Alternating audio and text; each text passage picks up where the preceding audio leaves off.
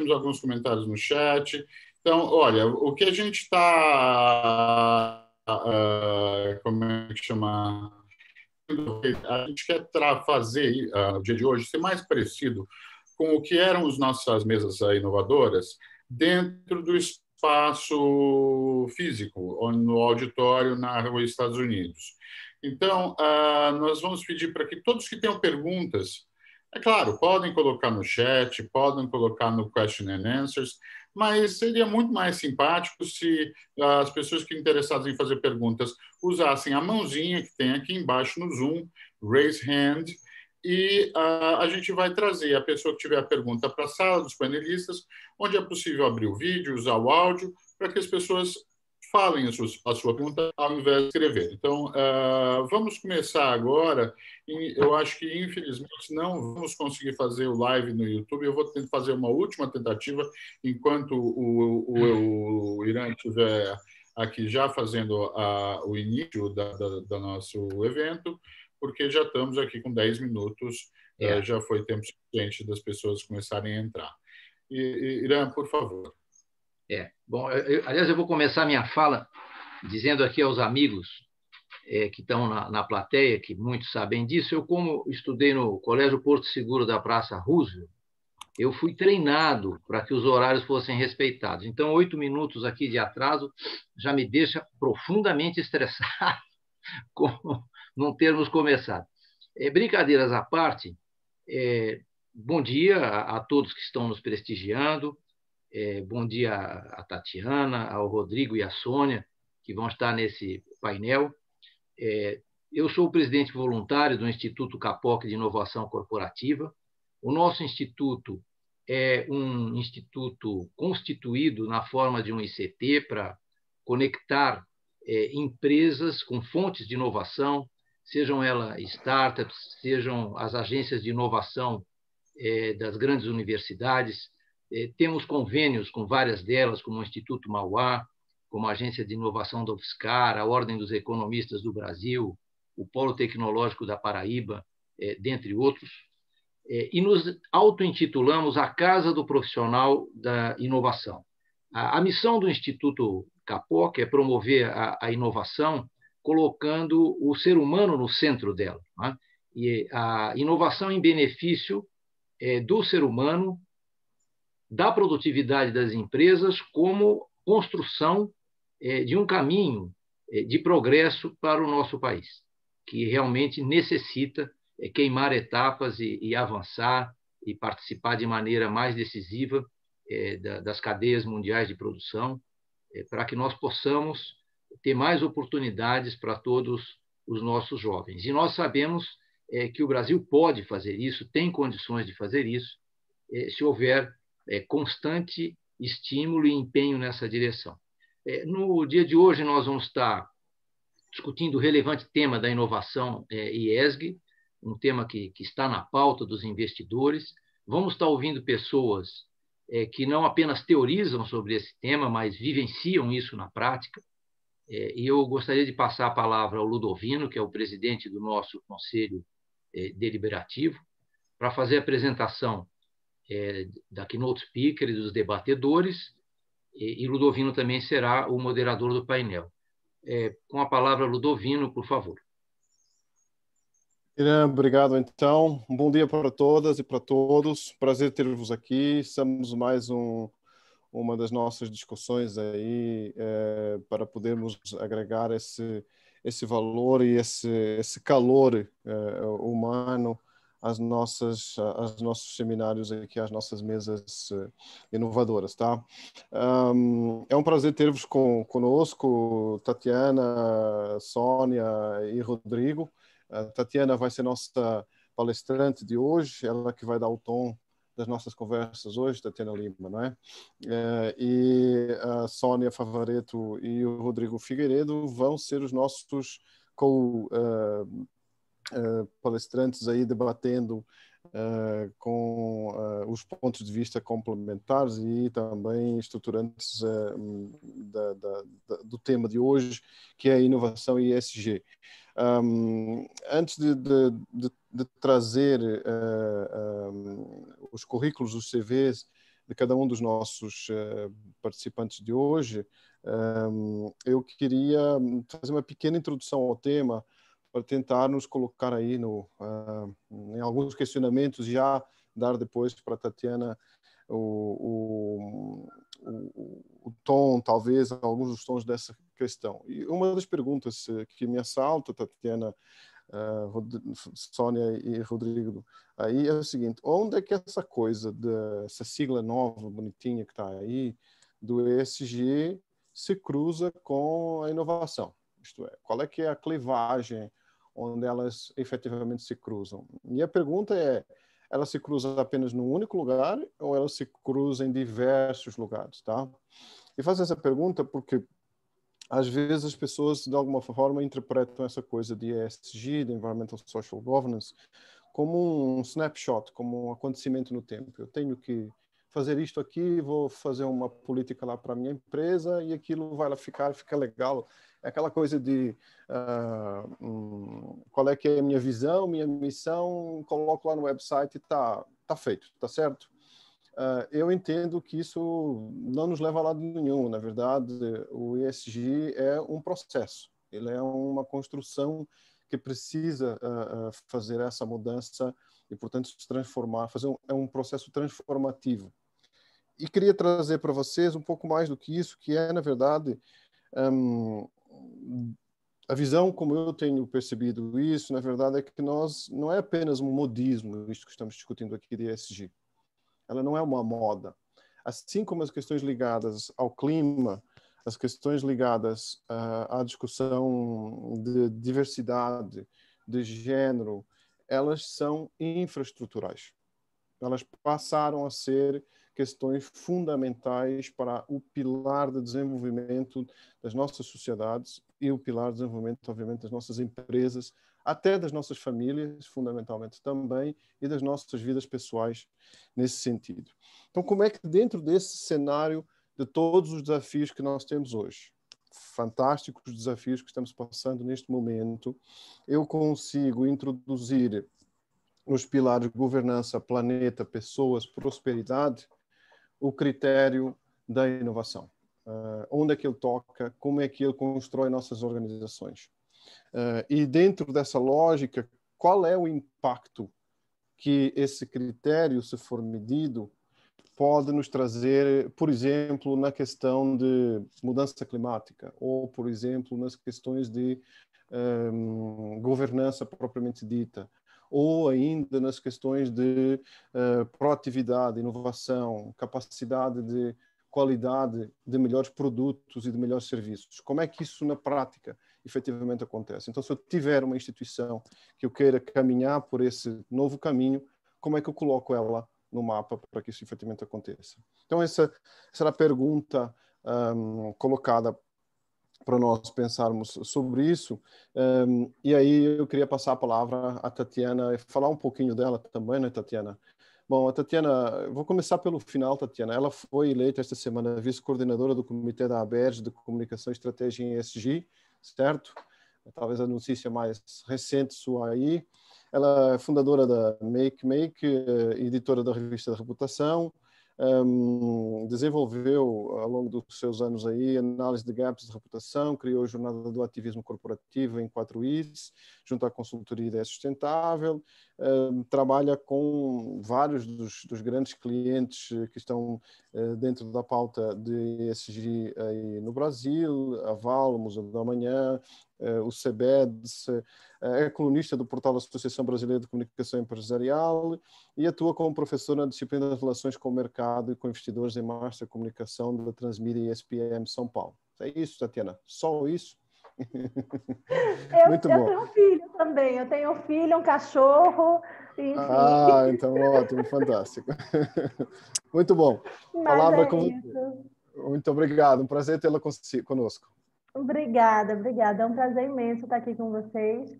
Tatiana, rapidamente, só para anunciar a todos, estamos transmitindo live no YouTube a partir de agora. Maravilha. Demorou um pouquinho. No YouTube. Desculpem. Foi bem no comecinho, foi ótimo.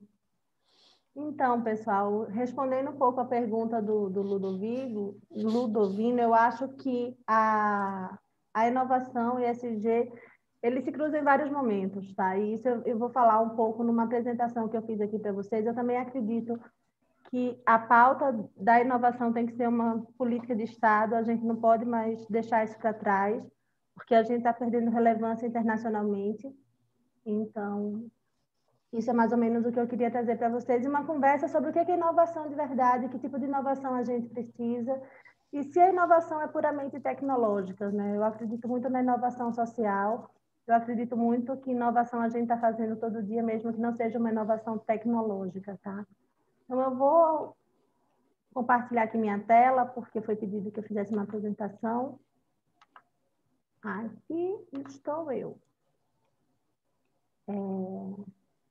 De mãos dadas, na inovação ESG, de mãos dadas para o sucesso empresarial. Porque eu acho que hoje não tem mais sucesso se não tiver esse pensamento de sustentabilidade, esse pensamento de ESG. Eu não acredito que haja sucesso empresarial. Tá? O que é que define o sucesso de uma empresa? A gente pode ir para o começo e perguntar o que é sucesso, né? Então, assim, antigamente, até alguns anos atrás, a gente tinha um capitalismo clássico, em que o sucesso empresarial era medido pelo alto retorno para os acionistas, maior produção pelo menor custo e a longevidade do negócio. Então, o negócio de muitos anos era um negócio de sucesso. Hoje em dia, como a gente tem negócios com propósito, não necessariamente o negócio longevo é um negócio de sucesso. Por quê? A gente tem questões sociais que precisam ser resolvidas o quanto antes. A gente tem, por exemplo, a Transempregos, que é uma agência que ajuda os profissionais trans a entrarem no mercado de trabalho.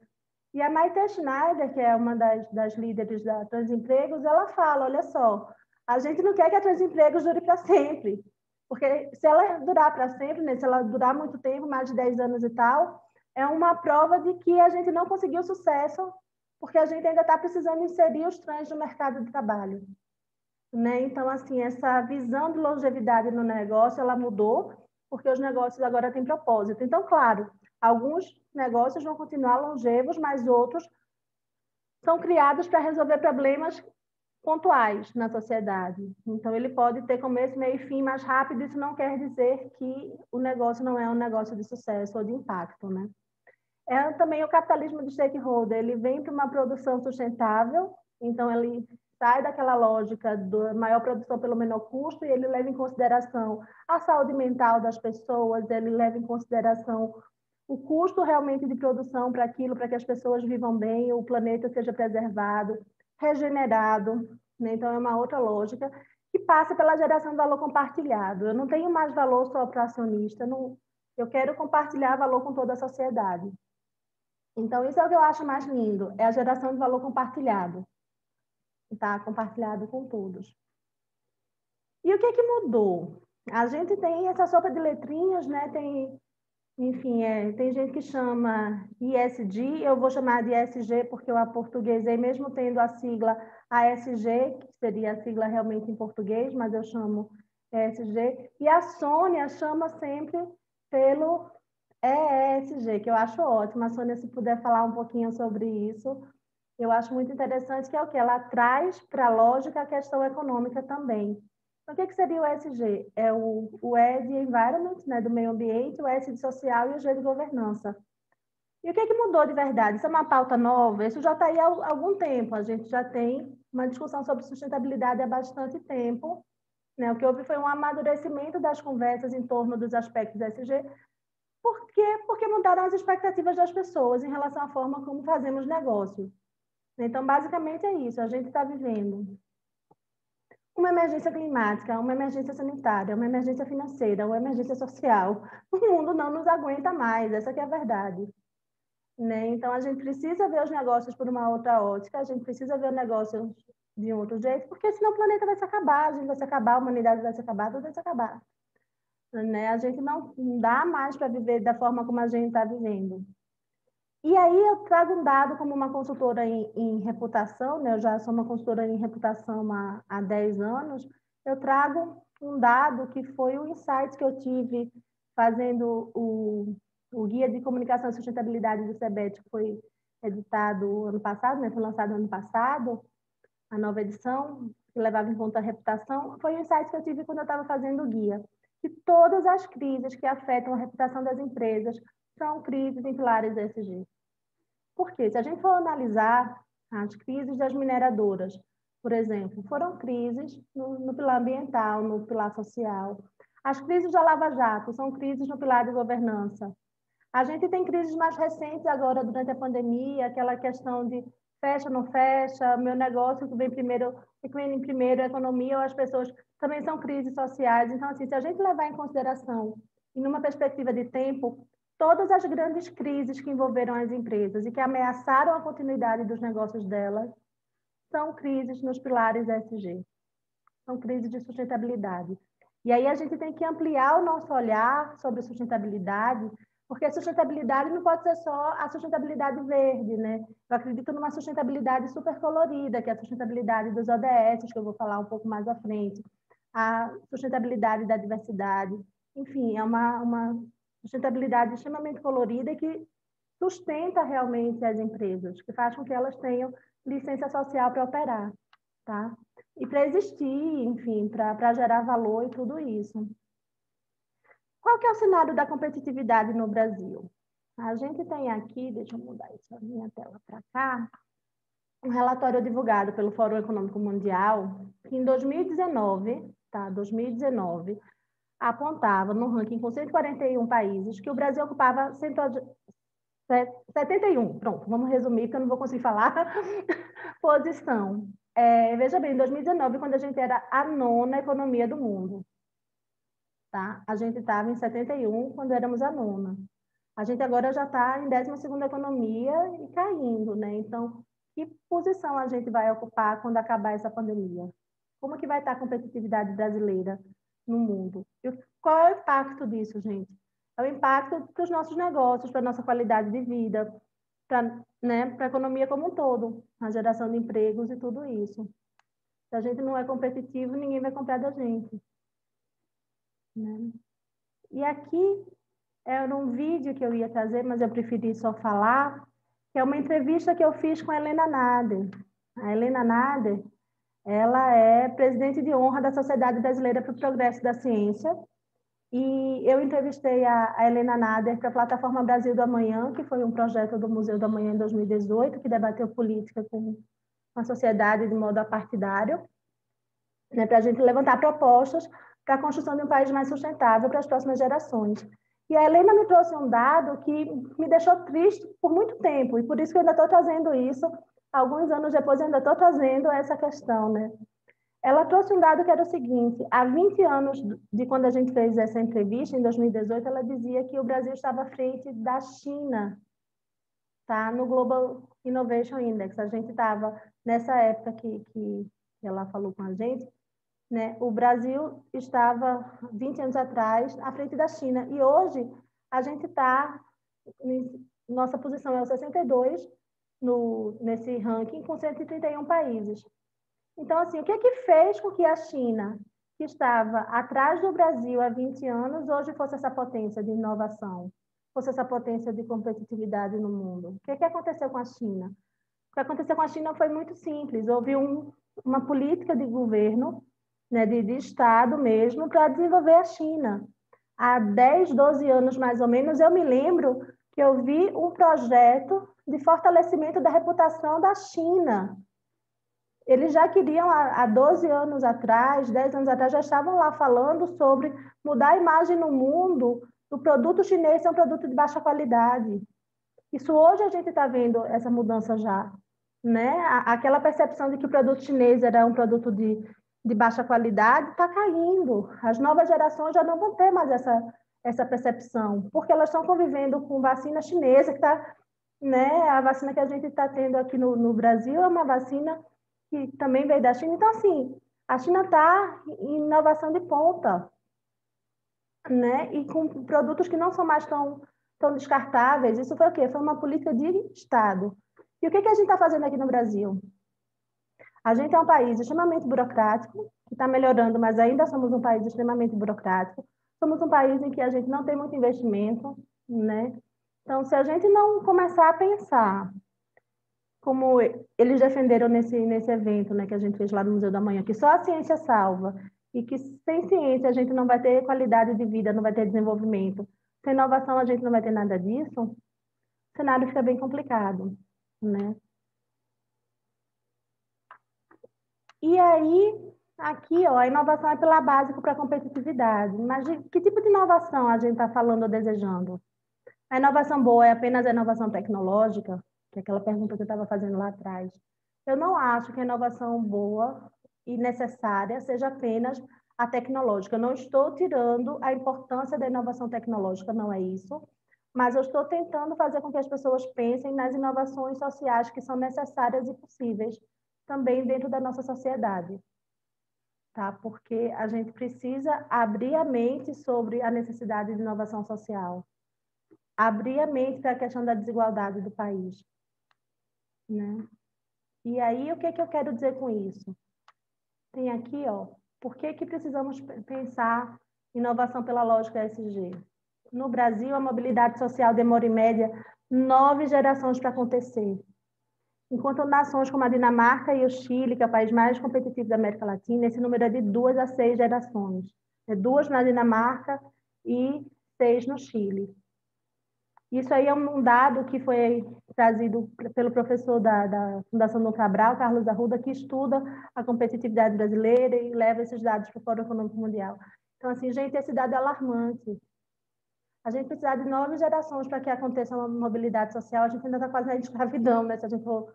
Enfim, é uma coisa absurda o que acontece no Brasil.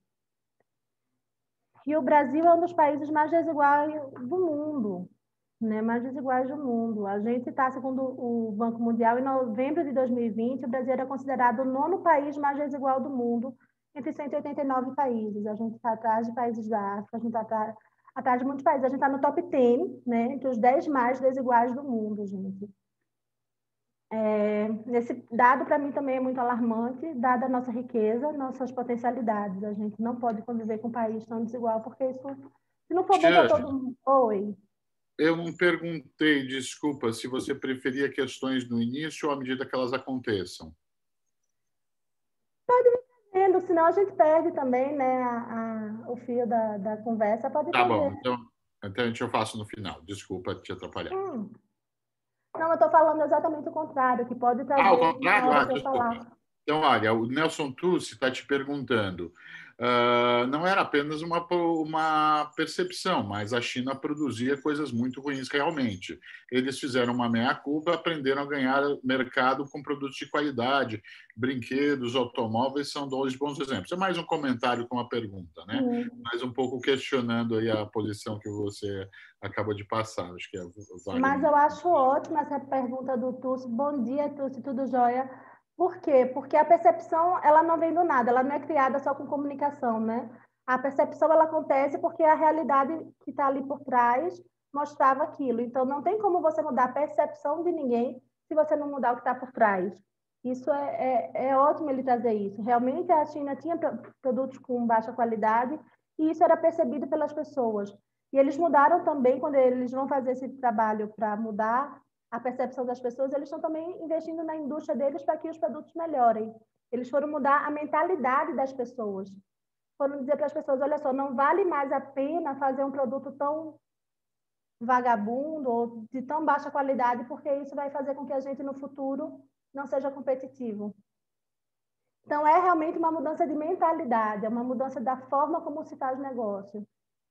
Né? É um investimento no país, nas crianças, para colocar elas em boas escolas, para elas terem experiências internacionais.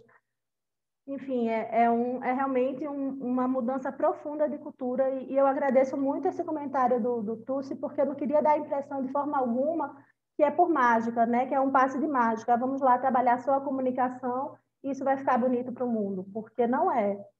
Tá? A reputação é a percepção das pessoas, né? A gente trabalha com a expectativa das pessoas, mas para mudar a percepção tem que mudar a gestão, não é só comunicação. A comunicação não faz milagre, né? Assim, a gente trabalha até um certo ponto, a comunicação pode ressaltar os pontos mais positivos e tal, ter cuidado com as narrativas de pontos sensíveis, mas se não for uma coisa substancial, se não vier de dentro para fora, não vai ter nunca legitimidade. Vira guerra de narrativa. E aí, quando vira guerra de narrativa, não cria reputação. Porque fica um dizendo uma coisa, o outro diz outra, um diz uma coisa, o outro diz outra, e você fica ali no meio e você vai ter a sua própria experiência com aquele produto e você vai perceber que eles estão só tentando fazer marketing, né? Isso não é legal.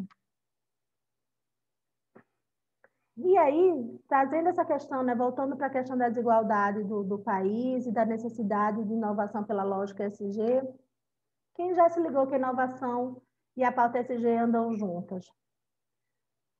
Isso aqui é mostrar, mais ou menos, fazer aquele cruzamento que a gente estava falando no começo, né? Quem que já entendeu isso? Quem entendeu isso daqui foram as empresas que ganharam reputação apesar da pandemia, tá? A gente está vivendo um momento muito complicado no país, no mundo inteiro, mas ainda assim a gente tem empresas que estão crescendo, que estão se destacando, que estão, né, indo aí.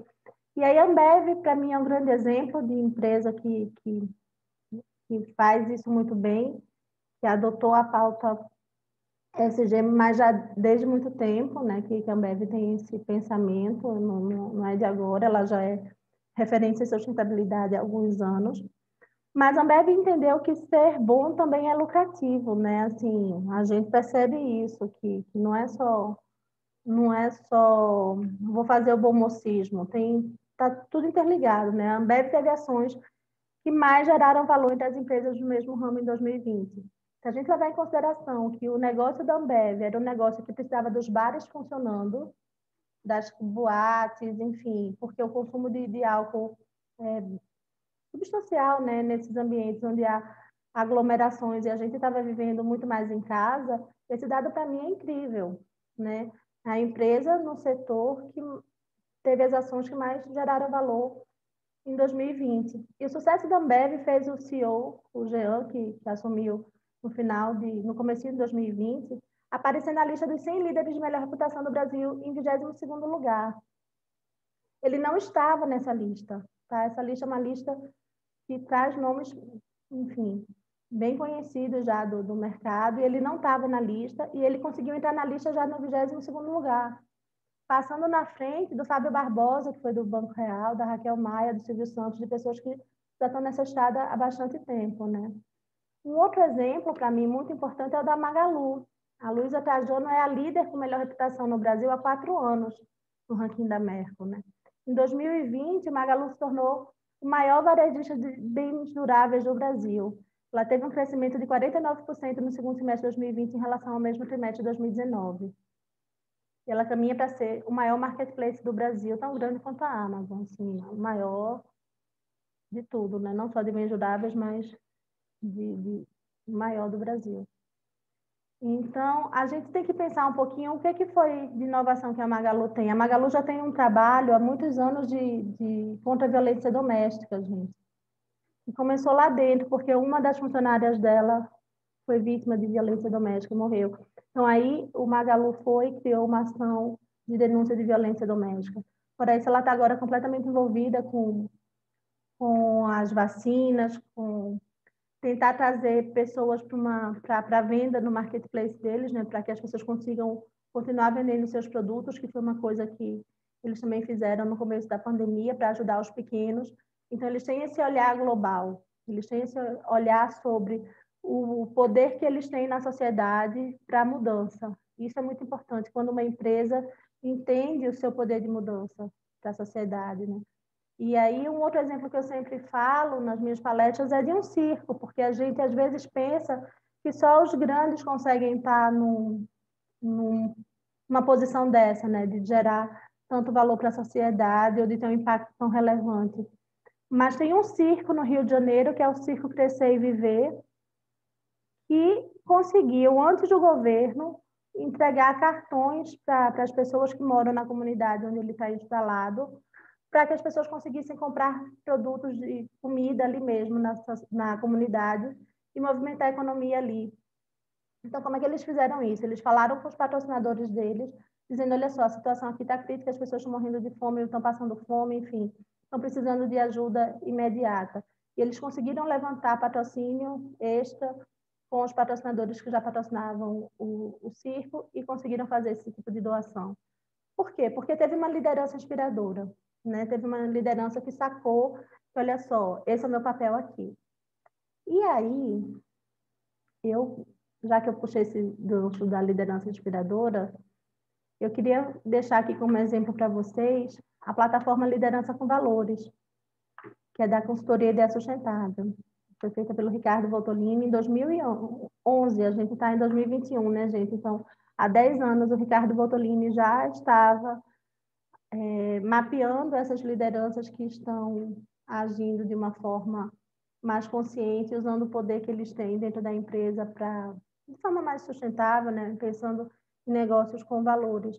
Então, ele reúne a experiência de quase 200 líderes. A Sônia é uma das pessoas que já passou pela plataforma, tem lá o depoimento da Sônia. Eu também faço parte da plataforma, não como uma líder, mas como alguém que produz conteúdo, que escreve artigos, que está lá dentro também. Então, eu também faço parte dessa liderança com valores, que é uma forma de mostrar que eu não preciso estar numa grande empresa para ser uma líder com valores, né? Eu também posso estar na minha pequena consultoria e ser uma líder com valores. Então, eu deixo aqui para vocês esse site, para que vocês procurem mais inspirações, porque não são só a Magalu e a Ambev que está fazendo bonito, tem muita gente fazendo bonito, né? E aí, o que as empresas podem fazer? Está falando sobre a sustentabilidade ser colorida, é isso aqui, tá? São os ODS. Por quê? Os ODS são extremamente coloridos. O que são os ODS? E aí, gente, por favor, tá? ODS é masculino, são Objetivos de Desenvolvimento Sustentável. Parem de chamar as ODS, porque cada vez que vocês chamam as ODS, eu tenho um piripaque aqui, meu coração treme, não façam isso não, eu tenho taquicardia. Então, por favor, os ODS, os Objetivos de Desenvolvimento Sustentável, tá? Enfim, o que as empresas podem fazer? Esses objetivos foram traçados pela ONU, né, e fazem parte da Agenda 2030, e são os objetivos que a gente precisa para ter um desenvolvimento sustentável mais no mundo, não deixar ninguém para trás. Então, aí vai erradicação da pobreza, fome zero, saúde e bem-estar, educação de qualidade, igualdade de gênero, água potável e saneamento. Gente, a gente ainda tem lugares no Brasil que não tem saneamento básico, né? Isso é surreal. Energia limpa, enfim, todos esses objetivos aí de desenvolvimento sustentável tá traçado, é só a empresa parar e pensar como que ela pode atuar para ajudar em algum desses objetivos, né? De acordo com os negócios que elas têm.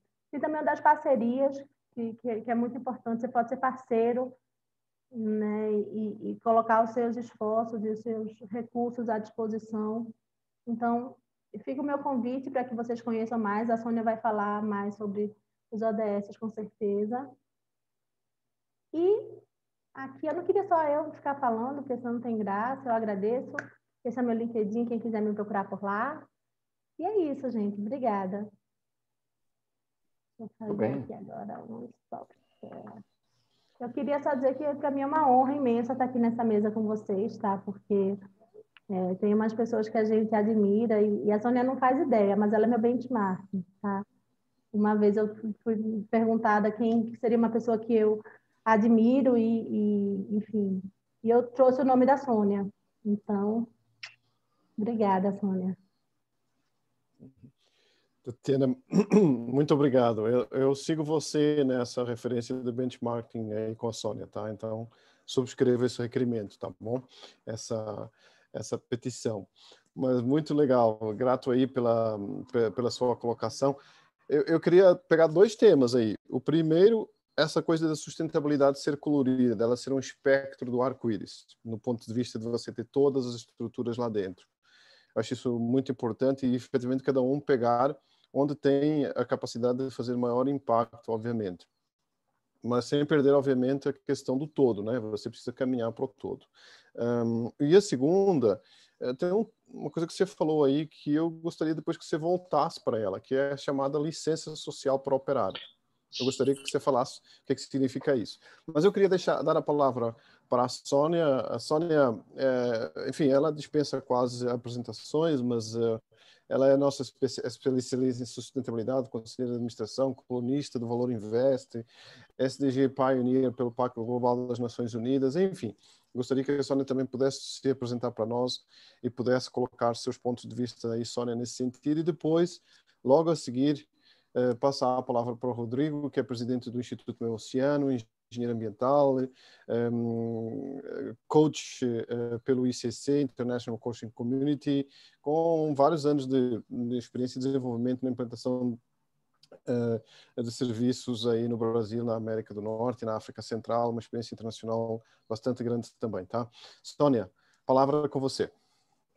Muito obrigada, Ludovino. Tatiana, querida, obrigada pelas palavras. A inspiração e a admiração é cruzada, viu? E você é realmente uma líder, como você falou, uma líder com valores, por valores e para valores, né?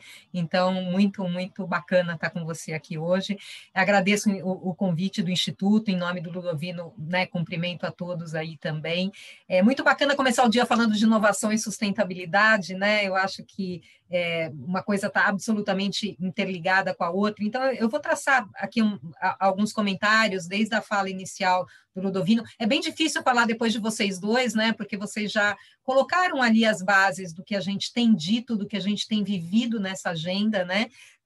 Mas, de qualquer forma, sim, acho que a gente tem sempre que dizer que isso não é moda, né? Que sustentabilidade, ESG, ASG, ESG, ou seja lá como chame, o Carlo Pereira, que é o diretor executivo do Pacto Global, saiu uma matéria muito boa com ele ontem ou anteontem no Estadão, matéria de página inteira, e eu sou, né, fui presidente do board do Pacto Global até dezembro do ano retrasado, também pioneira aí pela ONU, como o Ludovino falou. Então, admiro muito o Carlos e demais a organização, né, o Pacto, e ele, em determinado momento, ele fala assim, não importa o nome do rato, né?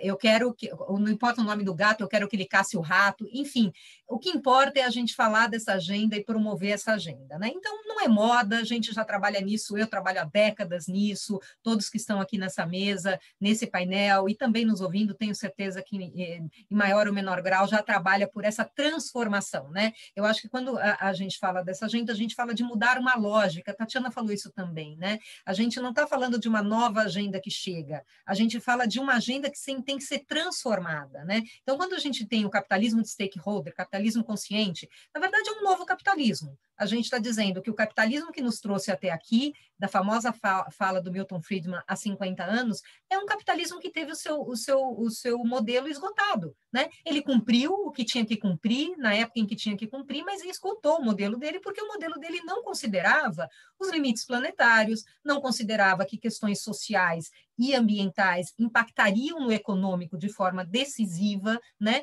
Era isso. Então, na verdade, o que eu entendo é que a gente está falando de um novo modelo, e por isso que eu chamo do ESG, né? Aí, como profissional de comunicação também, né?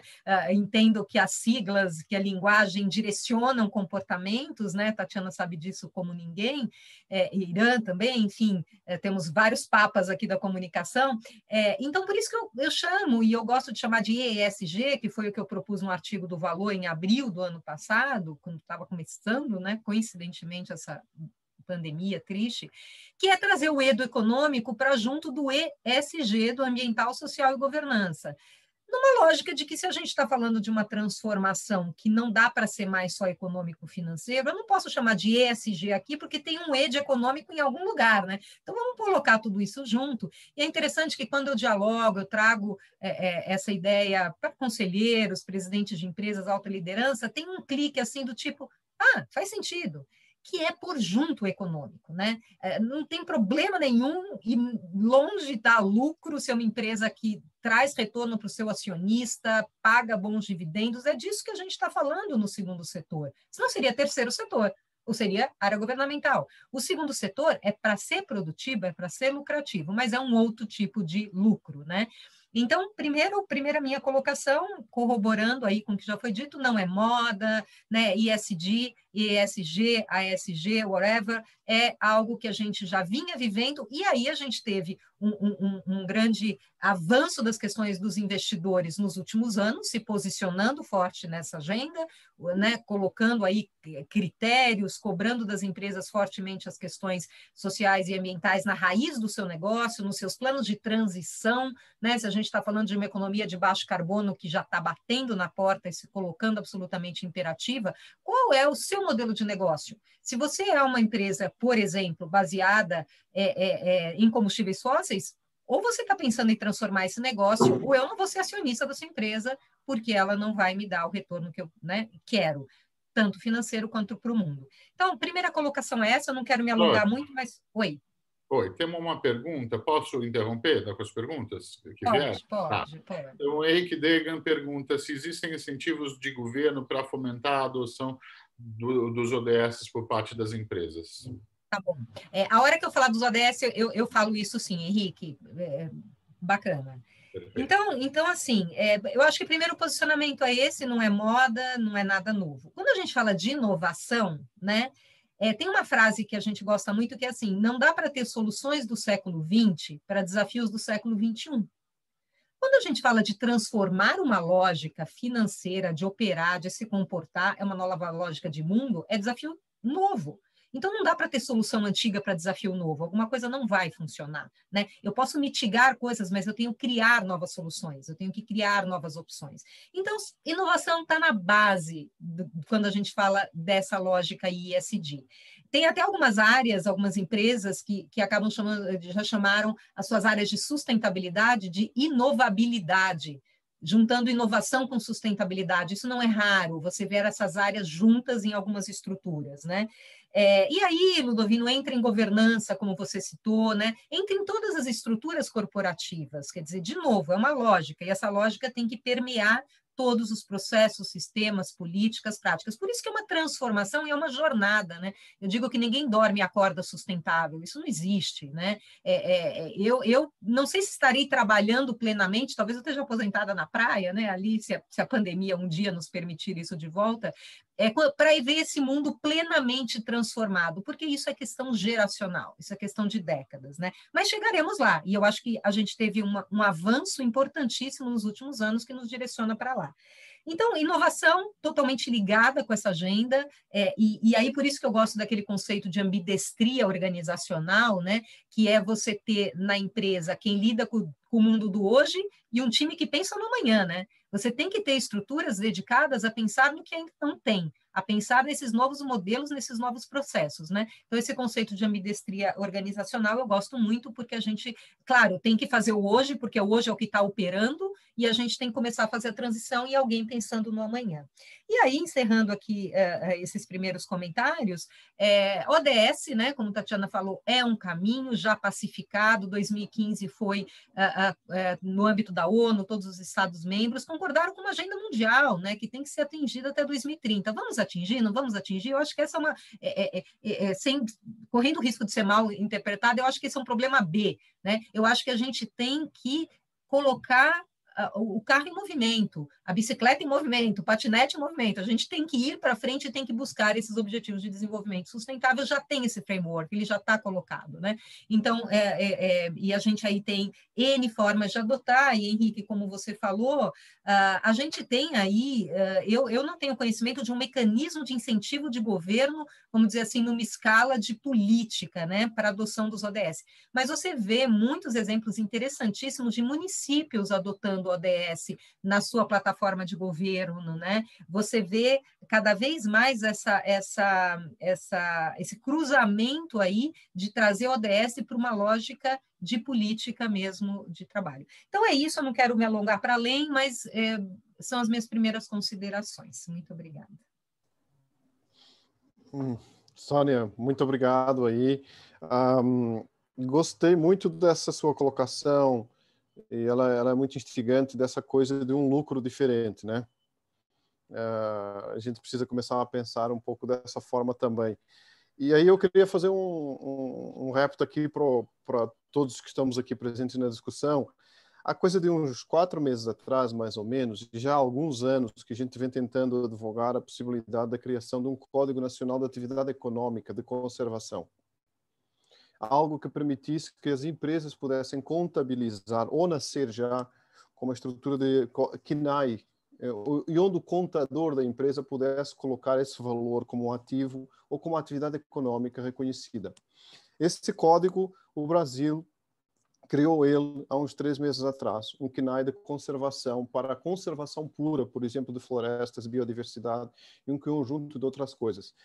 Eu gostaria de lançar uma discussão para nós, por que a gente não cria também um código, um CNAE, para os outros pilares do ESG, que possa permitir que o contador coloque esse valor agregado na estrutura da empresa. É apenas um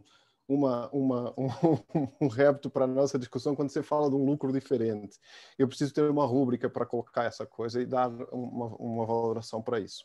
Então, tendo esse desafio, eu queria passar a palavra para o Rodrigo. Rodrigo, com sua visão, sua estruturação aí, nos diga onde você está vendo essa convergência ou essas clivagens aí sobre a inovação e ESG. Muito bom, Ludovino, obrigado. Bom, primeiramente, agradecer ao Instituto Capoc, aos meus colegas Sônia, Tatiana, e que desafio falar depois da Sônia, né?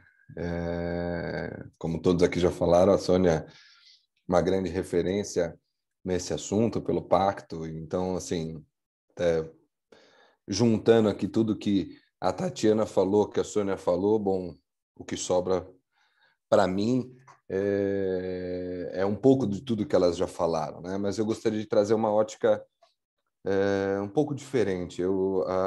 A minha vivência particular, né, na África me trouxe uma outra visão sobre o ESG, mesmo que não fosse na linha de um IPO, na linha de um investimento, na linha de um financiamento. Eu precisei viver numa realidade africana a implantação do ESG como cultura e não necessariamente como um novo capitalismo, né? Então, ali hoje eu vejo todo mundo falar de ESG, principalmente nos últimos anos, aí, todas as páginas de internet, todas as empresas estão colocando o seu ESG ali. E muitas vezes, como a Tatiana falou um pouco, a Sônia falou um pouco, fica difícil até traduzir no primeiro momento. Todo mundo quer estar preparado, quer estar posicionado para ter uma operação que está pensando no meio ambiente, na governança e na parte social, mas vamos lembrar, né, como a Sônia falou, isso veio um desdobramento do desejo do investidor, né? Então, o que eu vejo nesse link de inovação, Ludovino, principalmente, nós estamos falando de pessoas, tá? Eu enxergo essa relação de ESG muito relacionado com as novas gerações, né? Ou seja, é urgente. A Tatiana falou, o mundo não nos suporta mais, né? Então, a gente tem uma necessidade hoje que é o nosso, né, o Instituto, nas campanhas, quando começou uns anos atrás, falava muito que nós precisamos fazer as coisas diferentes, né? E fazer as coisas diferentes é exatamente você ter a capacidade de entender que o seu futuro consumidor, né, a geração millennial, eu sou comecinho da geração Z, mas são gerações que vão exigir novos comportamentos. E essa visão dentro do capitalismo, dentro dos fundos que investem e procuram companhias com essa estruturação ou com diretrizes de ESG, nada mais é do que estão pensando no futuro consumidor, é uma nova geração que vem para frente, né? E as empresas que não se ajustarem, ou ela não vai vender o seu produto, ou ela não vai atrair seu cliente, ou ela não vai atrair um investidor, ela não vai atrair novos colaboradores. Então, nós estamos falando de uma realidade que não é só... O ESG veio do capitalismo, num top-down, a Sônia vivenciou isso com os CEOs, né? Ou seja, você aí, o homem da caneta, por favor, eu preciso de ti, né? Então, é da sua decisão top-down que vai mover um novo comportamento. Então, quando a gente fala de cruzar inovação com ESG, eu vejo a tecnologia muito presente. Então, o que nós estamos falando? É a necessidade de mudança. A necessidade de mudança, ou seja, tem que mudar. E a tecnologia é quem hoje favorece muito da inovação. Pode ser inovação tecnológica, pode ser inovação social, porém hoje a porta tecnologia, ela é quem está possibilitando desenvolver inovação social. Por exemplo, hoje um aplicativo promove inovação social com refugiados, por exemplo, por intermédio do aplicativo, linkando aquele refugiado a oportunidades de negócio, Então, a tecnologia, sim, ela é a modernidade, né? Ela serve como plataforma para a inovação. Então, o que eu vivenciei muito na África, e depois que voltei para o Brasil, comecei a querer trazer isso para essa realidade, é de que lá eu tinha uma latente necessidade social, ou seja, eu precisava ter mais empregabilidade, independente da alta inovação, né? E quando a gente fala de inovar, a importância de você olhar o ESG, a governança, a estrutura, é porque não adianta trazer a tecnologia do Canadá, que é inovação, e pôr ela na África, né? A tecnologia canadense, que é alta inovação, ela na África, ela derruba o pilar social. Por quê? Porque a tecnologia ocupa 50 postos de emprego. E numa realidade africana é muito mais interessante ter postos de emprego do que ter a inovação da tecnologia.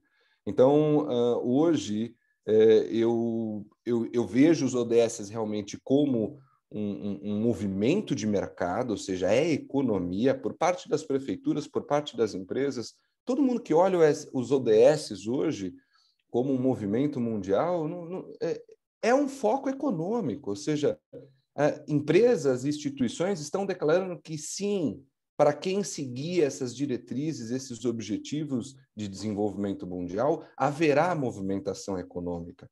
E aí a economia circular, ela passa a ser circular não só no lado econômico, né? Hoje a gente fala de economia circular, mas você tem essa integralidade de quem trabalha, né? Eu vejo como empresas do futuro, se você tem, por exemplo, no seu pilar ambiental, biodiversidade, medida antes desastres, riscos, mitigação de riscos, consumo eficiente de energia, exemplo, né?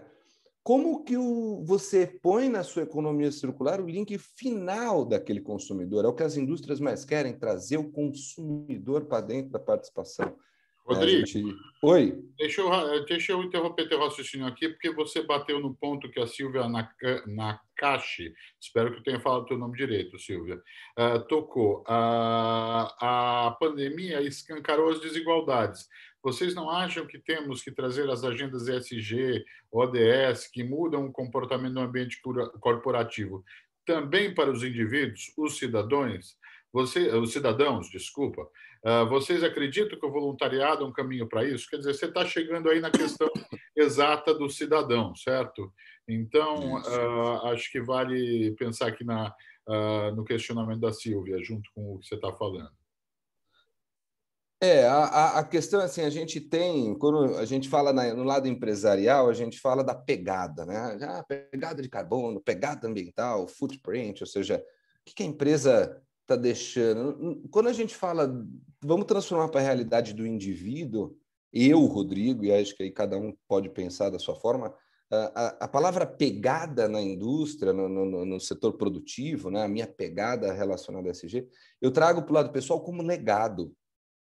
Né? Ou seja, quando a gente transforma a agenda ESG, a ODS, os comportamentos empresariais e fala assim, poxa, qual a correlação? E eu com isso, eu, cidadão, ponta final.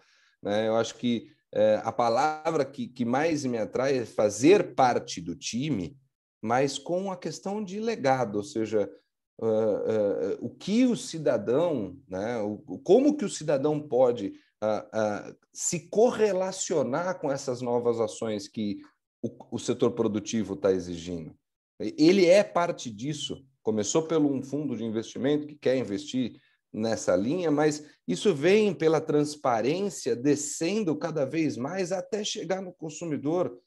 Cada vez mais uma natura da vida exige e quer participação do consumidor na separação da sua embalagem, na mitigação de riscos, ou seja, cada vez mais o footprint empresarial, a pegada empresarial se conecta com o legado deste novo consumidor, desta nova geração que quer consumir e quer ter ações e práticas mais sustentáveis no mundo. Então, cada vez mais, né, como acho que não sei se foi a Sônia, a Tatiana comentou, teve um momento da qual produziam-se, né, a indústria, o setor produtivo, e não se pensava nos impactos sociais e ambientais. E hoje, além do impacto social e ambiental, o consumidor, a extremidade final, está cada vez mais sendo demandada para participar dentro da indústria. Eu acho que as melhores articulações de inovação que nós podemos promover para esse cenário de ESG é conectar cada vez mais a ideologia dessa nova geração, desse novo consumidor, aos desejos empresariais de cada empresa. Eu posso fazer um comentário? Lógico, Tati.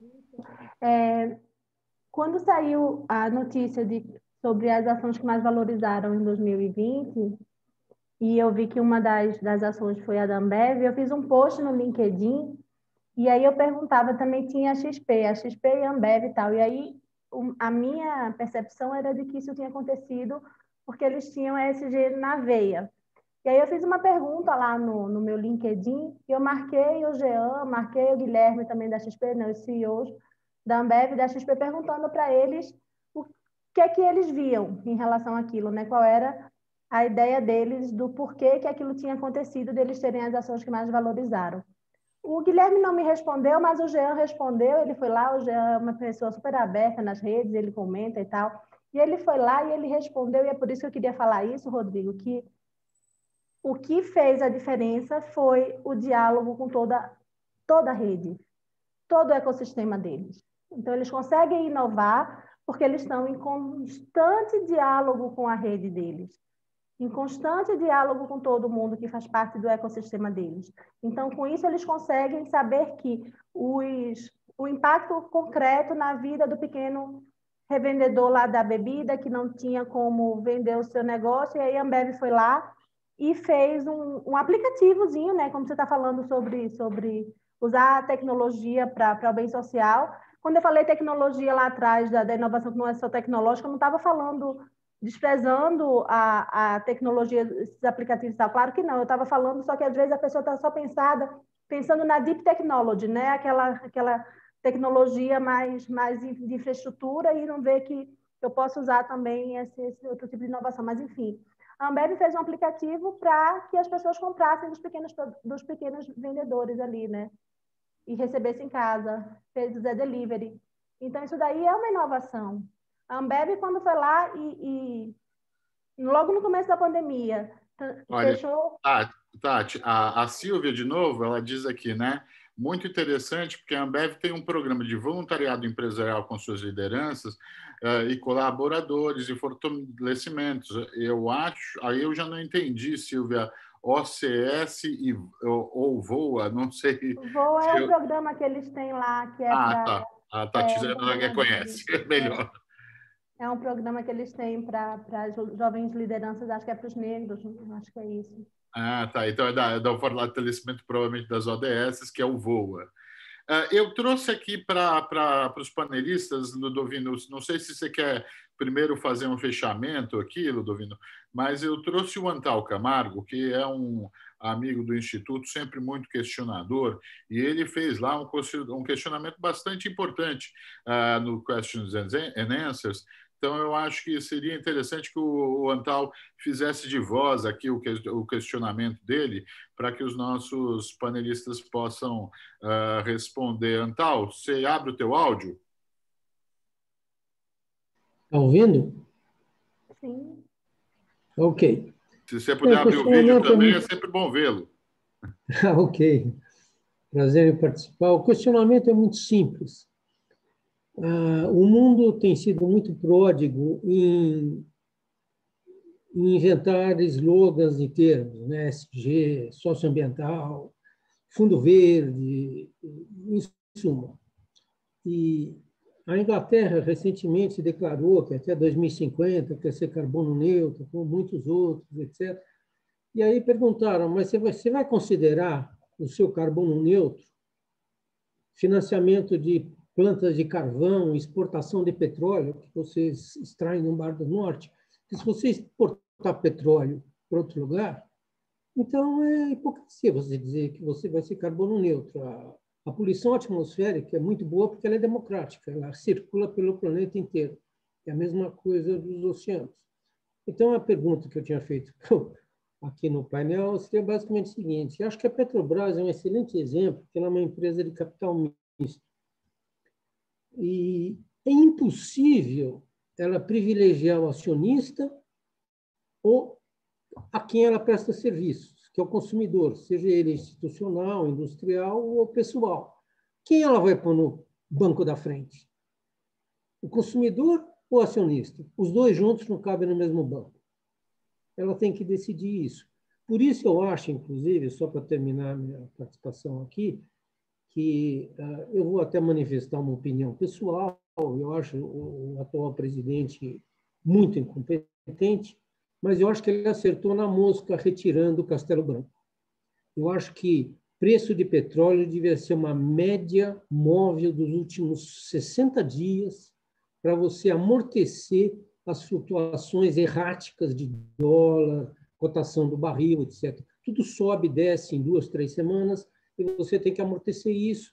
Senão, um caminhoneiro que sai de São Paulo para ir para Fortaleza, no meio do caminho, tem o business plan dele detonado por uma elevação de 40% no diesel.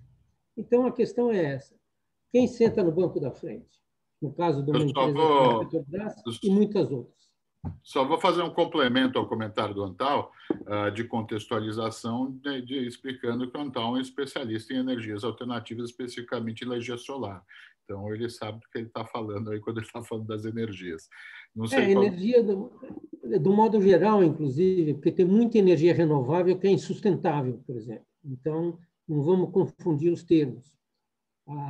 A destruição do Sudeste Asiático para fornecer biodiesel para a Europa, no fundo, forneceu o seguinte: aumentou muito as emissões quando a Europa achava que estava reduzindo as emissões ao consumir o biodiesel produzido a partir de óleo de palma na Malásia, Indonésia, etc. Então, o sistema é complexo. Mas, de volta, quem é o beneficiário principal da Petrobras? Somos nós ou somos quem investe o capital ou o dinheiro? Não dá para serem os dois ao mesmo tempo, na minha visão. É um ou outro. Posso pegar aqui? À vontade. Não, eu não vou entrar no caso específico de empresa, né? Não vou entrar aqui no caso específico da Petrobras. O que a sua pergunta me evoca, e talvez os meus colegas o façam, é que a gente está falando de um novo jeito de sentar neste banco, neste banco que está em movimento. Eu acho que é disso que a gente está falando, né? É o mundo do E. Essa é uma frase bastante comum na sustentabilidade. A gente não fala mais do mundo do ou é um ou é outro. É o mundo do E por isso que ele é desafiador, porque é um mundo do E com novas lógicas. Eu tenho que dar retorno para o acionista e eu tenho que entender quem é o meu público final. É óbvio isso, de novo, senão eu vou ser uma ONG de terceiro setor. Aí, de novo, não estou entrando no caso da Petrobras, não quero pegar essa via. Mas eu acho que é um mundo do E. É que forma eu faço essas coisas e de que jeito eu dou retorno para este acionista, eu atendo a sociedade. É o mundo dos stakeholders, né? Eu não posso fazer uma coisa em detrimento da outra, porque isso vai ter vida curta, isso não vai dar certo. Então, eu tenho que pensar no consumidor, eu tenho que pensar na sociedade civil, eu tenho que pensar no governo, eu tenho que pensar no acionista. E eu acho que esse é o desafio que a gente está falando mesmo. Eu sei que ele parece conceitual, eu sei que parece, isso é muito legal na teoria, na prática é outra, mas não é. Eu vejo N empresas que estão conseguindo conciliar todos esses interesses, estão tomando decisões que muitas vezes são difíceis. E é para isso que a gente é um CEO, para isso que a gente é um chairman, para tomar decisões difíceis, né? E decisões que realmente façam essa roda girar. Então, e eu só queria aproveitar e pegar aí a questão do consumidor. Rodrigo, achei bárbaras as suas colocações, né? É muito bacana quando você traz a questão da cultura, das pessoas, das novas gerações, né? E novas gerações na veia já traz um novo padrão de consumo, né? O que era o meu sonho de ter um carro aos 18 anos não é mais o sonho desta nova geração, e carro para quê? E por aí vai, né? Então, acho genial. E a questão do consumo, que até o super colega Nelson Tucci, que está aqui, né, com a gente, que ele traz essa questão também que tem um limite do consumo, ou um desafio, dependendo de onde você está. Se você é um consumidor dinamarquês, é muito diferente de um consumidor brasileiro, um consumidor canadense, africano e por aí vai, né? Então, muitas vezes, é o que eu digo, eu acho que nenhum consumidor não vai querer comprar um produto mais sustentável, né? Que tenha melhores práticas. Muitas vezes ele não tem dinheiro para fazer isso. E, de novo, vem uma decisão que ele vai ter que tomar para fechar a conta no fim do mês, né? Então, o fato de, às vezes, a gente não ter um ativismo tão grande de um consumidor brasileiro, na minha visão, não é porque ele não quer, ou porque ele não tem essa visão, ele não está preocupado. Não, ele tem que fechar a conta no fim do mês, né? E é, de novo, dessa transformação que a gente está falando. Temos duas perguntas aqui, uma do Tucci, que acabou de ser mencionado pela Sônia. Com a pandemia, muitas empresas quebraram, ficaram sem rendas. Como pensar num novo consumidor se esse não tem renda? Que é o que a Sônia acabou de falar, né? Não seria o momento de revermos modelos sustentáveis a partir de questões mais básicas? Parece que a necessidade de gerar empregos não é só da África. Quais os próximos passos? Realmente, ele só pegar essa... O Dovino está aí também, mas só para... Como ele terminou com o comentário da África, na verdade, o que me fez mover todo esse movimento, depois desses anos de voltar da África, eu voltei em 2016, então, alguns anos já no Brasil, foi perceber exatamente que tinha muita África no Brasil, né? Então, depois de ir lá e perceber o que era o subdesenvolvido pós-guerra, né? Uma realidade, eu cheguei lá, tinha 11 anos de paz. Praticamente foram 7 países que eu trabalhei com implantação de resíduos sólidos e todos eles em situação de extrema vulnerabilidade.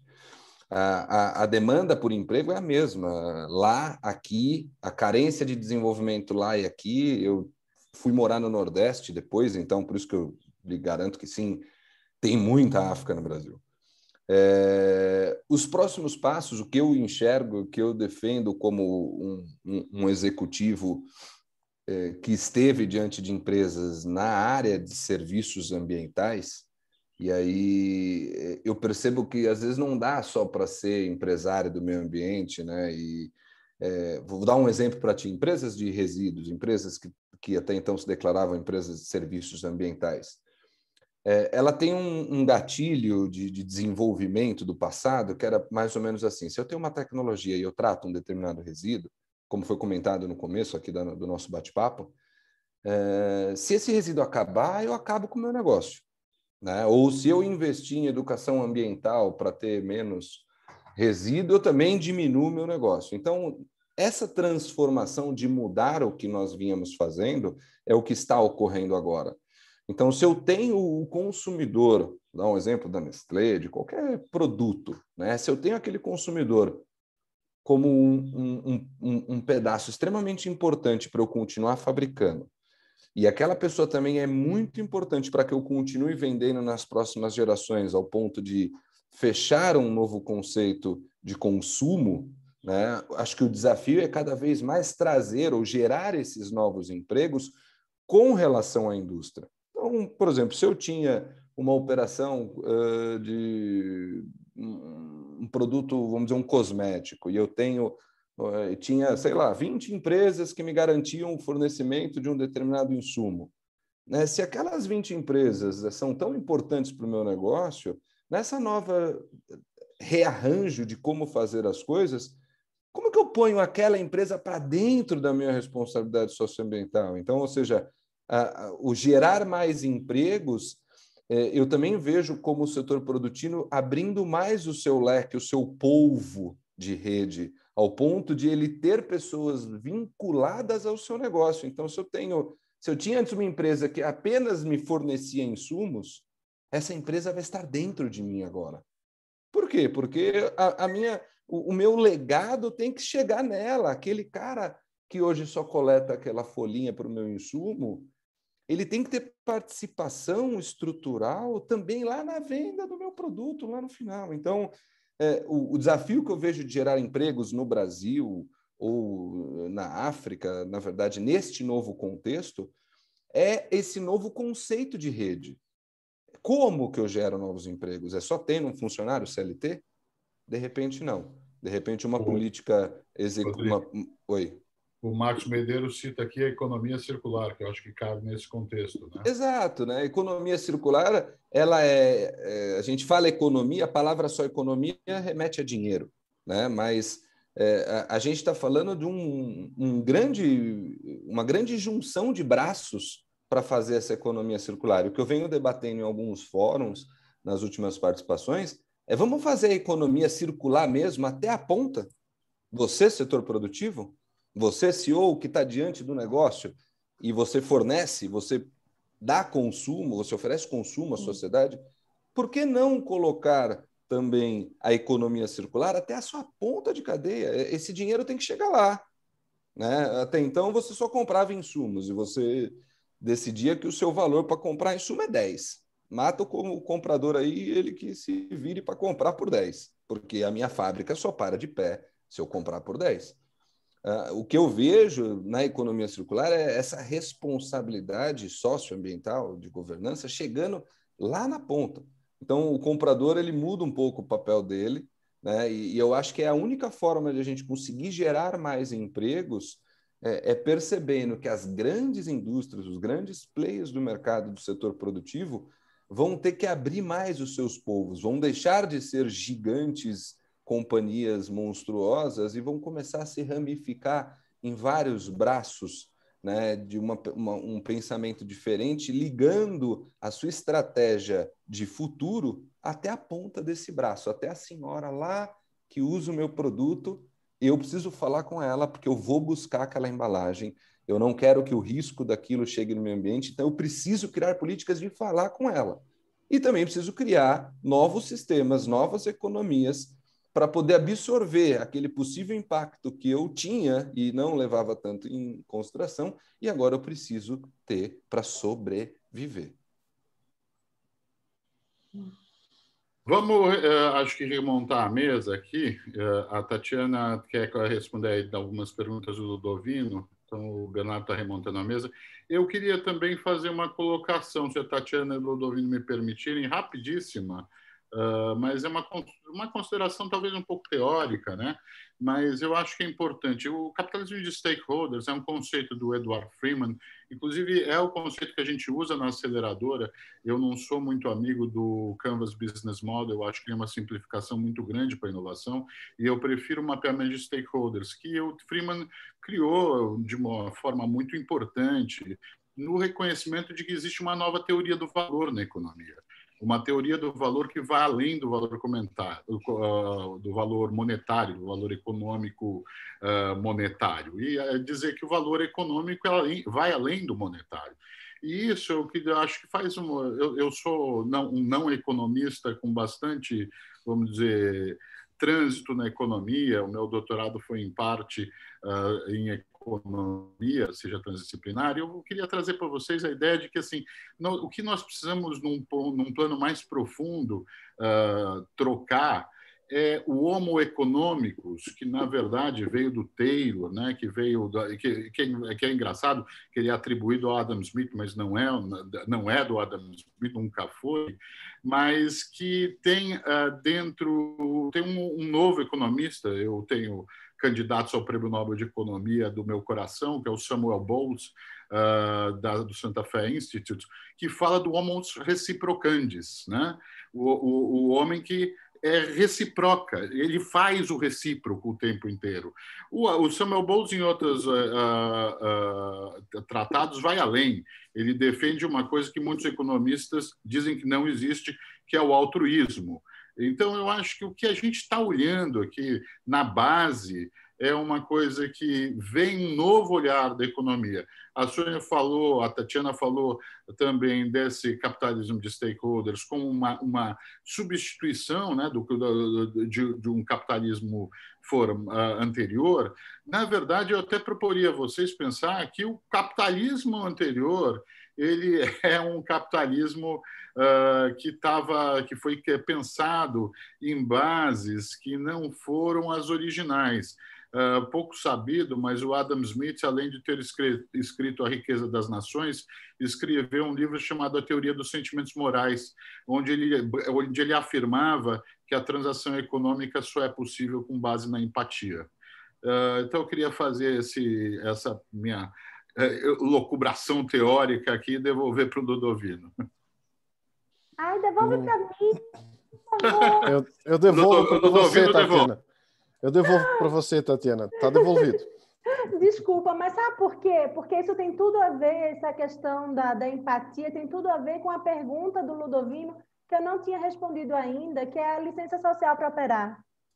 Que o negócio só existe se tiver empatia, né? Se houver empatia entre as pessoas, se houver confiança. Então, assim, o que é a licença social para operar, a licença para existir?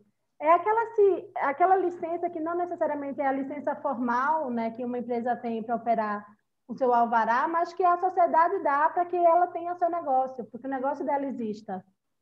Né? Então, assim, isso tem muito a ver com reputação, tá? Porque não existe nenhum negócio sobrevive se as pessoas não acreditarem nele e não derem um voto de confiança nele. Você não compra nenhum pão na padaria da esquina se a padaria for suja, se a padaria, enfim, tiver uma má fama, ou as empresas que tratam mal seus clientes, por exemplo, vão perdendo clientes ao longo do tempo. Então, essa licença social que eu estou falando para operação é um conceito que as empresas têm sempre que levar em consideração, que não é só o formal, não é só o alvará, não é só, enfim, às vezes as reuniões, as audiências públicas que precisam ser feitas para que o negócio aconteça, muitas vezes o negócio morre ali, né? Porque não avança na audiência pública. Então, assim, o que eu estou falando com isso? É empatia. No final das contas, a gente volta para o que ele estava falando, né? É empatia, é aquela... Não existe negócio sem pessoas, gente. Isso é um falso dilema. Não existe economia sem pessoas e não existe pessoas sem economia. Isso é um falso dilema, isso é uma idiotice gigantesca, me desculpe o termo, mas eu não consigo nem ter outra expressão para isso que não seja idiotice. Não consigo ter empatia. Pronto, em resumo.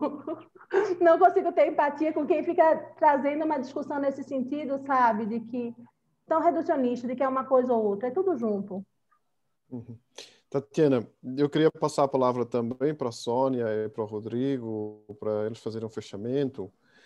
Mas eu sou advogado, tá? Ninguém é perfeito, ok? Então tem que viver com essa questão. Mas só para você entender isso que você está dizendo, por que eu perguntei essa história? É pelo seguinte: a invenção da corporação, do ponto de vista jurídico, ela é uma ficção jurídica. Ela foi inventada pelo Código Napoleônico. A pessoa jurídica, ela não existe, ela é uma ficção. Existem as pessoas físicas. Então, o que você está dizendo para nós é exatamente isso. A ficção jurídica da pessoa jurídica, ela se transforma quando você abre ela. Foi a mesma coisa que o Rodrigo colocou e aquilo que a Sônia falou em termos da visão do 360 graus. A gente precisa começar a modular esse trem que vai ter muitos condutores, que vai ter muitas estruturas, de 360 graus e pensar ela com os fundamentos, com a verdade efetiva daquilo que nós temos para poder construir em cima dela e agregar valor, não mais só gerar emprego. Emprego é um pedaço dessa história. É a agregação de valor, de riqueza, nas diversas formas que vai dar o resultado final para essa nova economia que a gente está tentando construir. Então, eu queria deixar então uns 2 minutinhos para a Sônia, para o Rodrigo e para você, Tatiana, e desde já aí agradecer a todos a presença nesse nosso dia aqui, mais uma mesa inovadora do CAPOC. Por favor.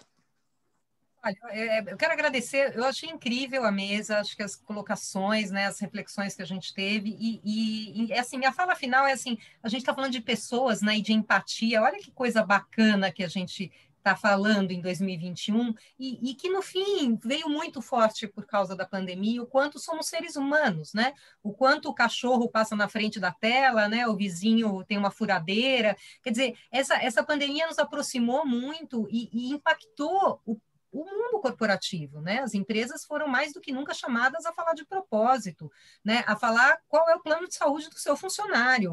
Um item que não estava mais no checklist dos investidores voltou a entrar, né? Então, eu acho que a gente tem, sendo, né, chovendo no molhado, oportunidade em cima dos desafios, que essa crise ela nos dá a oportunidade de tomar decisões de recuperação com base em questões de desenvolvimento sustentável, né? Tentamos isso em 2008 como mundo, né, na crise financeira, muitas coisas foram tentadas na recuperação e as decisões econômicas acabaram seguindo um caminho mais mainstream, né, um caminho mais hard, econômico-financeiro, e tudo que a gente vê agora é que talvez a gente consiga, como mundo, se mover um pouco mais nessa direção. Eu tenho muita fé, muita esperança, sou sempre a do copo meio cheio, então é com essas palavras que eu quero encerrar e agradecer muitíssimo, adorei estar aqui e muito inspirador.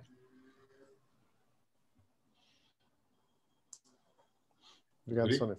Rodrigo, alguma palavra final, Tatiana? Vamos lá.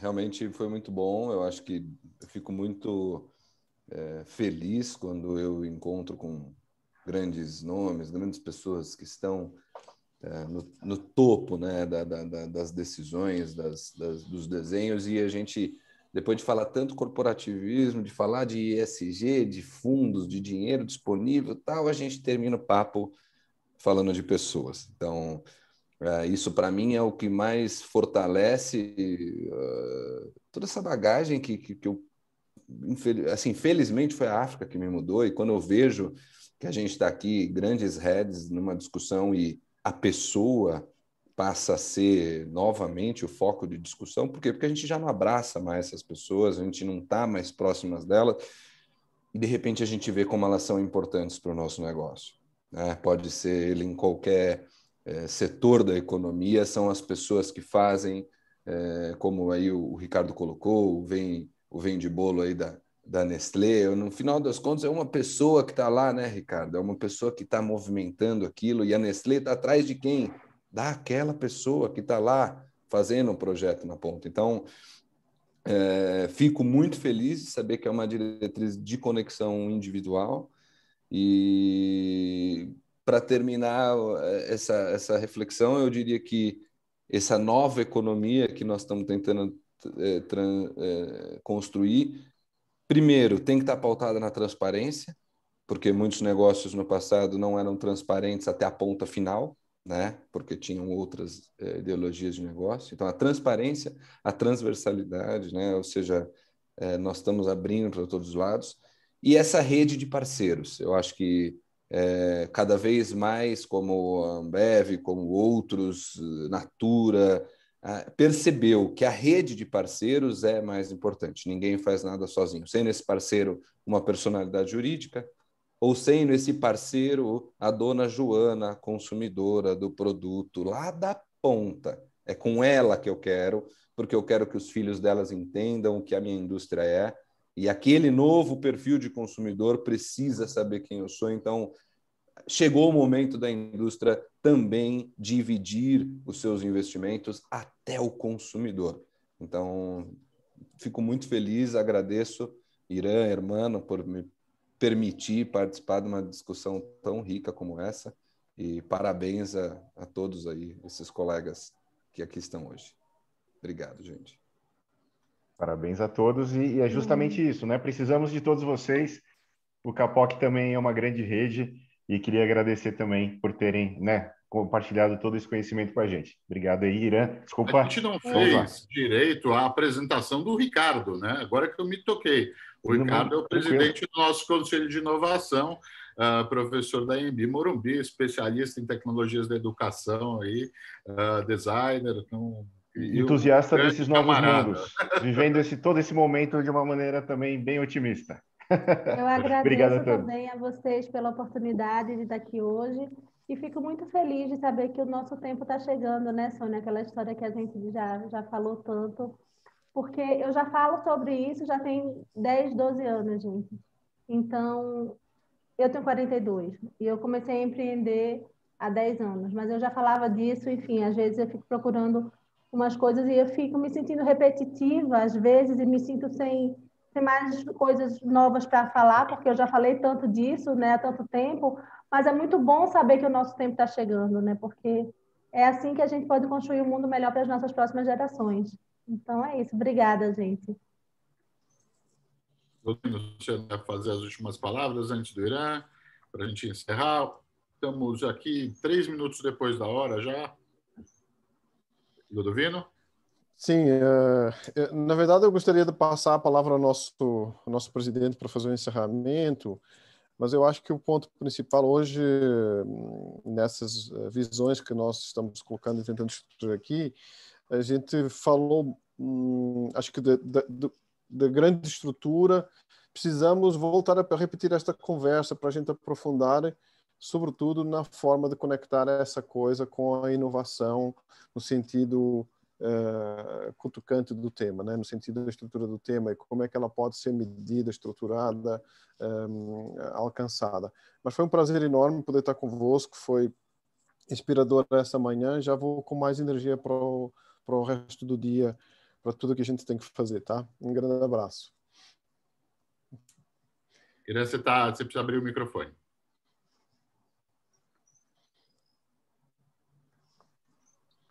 Muito bom. Quero agradecer a presença de todos que nos acompanharam, não é? Prestigiando mais essa mesa inovadora do Instituto CAPOC de Inovação Corporativa. Foi um grande prazer ouvir as nossas colegas painelistas, ouvir o Rodrigo. Agradeço mais uma vez a Tatiana, a Sônia, ao Rodrigo, ao Ludovino, Ricardo, todos que nos apoiaram aqui, naturalmente também o Bernardo e o Hermano, que também operaram todo esse processo. Eu queria encerrar dizendo que eu sempre tenho sido um entusiasta desse tema, desde 2005, inspirado por uma amiga futurista, que é a Rosa Alegria, com quem eu muito aprendi. Fiz várias palestras na ESPM, onde você dá aulas também, Tati, onde eu fui conselheiro muitos anos e depois vice-presidente. E olha que coisa curiosa, gente. Alguns amigos, às vezes, me diziam: Irã, toma cuidado com esse seu discurso de poliana, porque as pessoas respeitam o que você está falando porque você tem sucesso nas suas empresas. Mas esse discurso de poliana pode pegar até mal para a sua imagem. Diziam isso com carinho, não era para me ofender, não. Então, vejam como nós evoluímos, né, nesse tempo. E isso agora é uma questão central.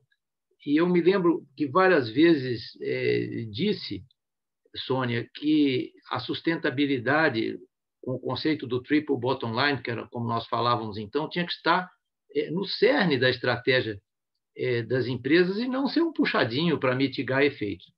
E realmente eu tinha dificuldade de ser compreendido, né? Porque Rosa estava diante do tempo e me passou esses conceitos que eu passei a procurar propagar.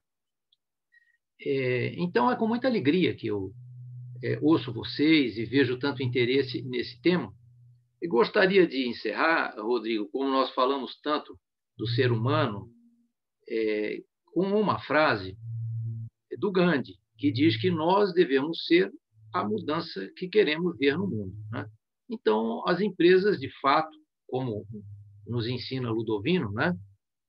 Elas são uma criação do código laconiônico, mas elas existem não por causa das paredes, das máquinas, mas por causa das pessoas que estão lá.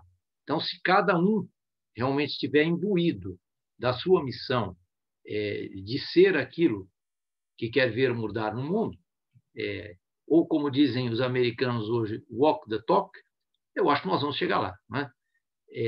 Muito obrigado a todos. Estamos encerrando quase na hora, né, irmã? Então, espero que tenhamos a presença e o prestígio de vocês nas próximas mesas. E Culpa foi do YouTube, pelo quase. O Instituto CAPOC, como a casa do profissional de inovação, está aberto a todos e deseja ter a participação de todos vocês. Um bom dia e fiquem bem. Obrigado, Irã. Bom dia a todos. Bom dia, obrigado. Bom dia. Obrigado. Tchau, tchau. Bom dia, tchau, pessoal. Tchau, tchau. Tchau, tudo de bom.